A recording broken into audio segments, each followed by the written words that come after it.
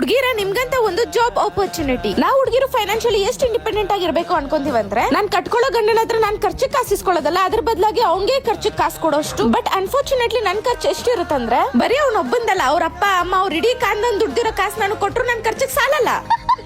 ಇದು ವಿಒಸಿ ಅಂದ್ರೆ voice of customer technical academy ಅವ್ರಿಗೂ ಗೊತ್ತಾಗಿದೆ. ಅದಕ್ಕೆ ಹುಡುಗಿರ್ಗೆಲ್ಲ ಜಾಬ್ ಆಪರ್ಚುನಿಟಿ ಕೊಡ್ತಿದ್ದಾರೆ. ಇವರು ಸಕ್ಷಮ್ ಪ್ರಾಜೆಕ್ಟ್ ನ ಶುರು ಮಾಡಿದ್ದಾರೆ. ಅಂಡ್ ಹುಡುಗಿರು 3 months ಆಫ್ ಟೈಮ್ ಅಲ್ಲಿ ಟೆಕ್ನಿಕಲ್ ಫೀಲ್ಡ್ ನ ಫುಲ್ ನಾಲೆಜ್ ನ ಗೇನ್ ಮಾಡಬಹುದು. ನಿಮ್ಗೆ ಇದಕ್ಕೆ ಸರ್ಟಿಫಿಕೇಟ್ ಕೂಡ ಕೊಡ್ತಾರೆ. ಅಂಡ್ ಇದಕ್ಕೆ ಯಾವುದೇ ರೀತಿ ಕಾಸು ಪೇ ಮಾಡೋಂಗಿಲ್ಲ, ಫ್ರೀ.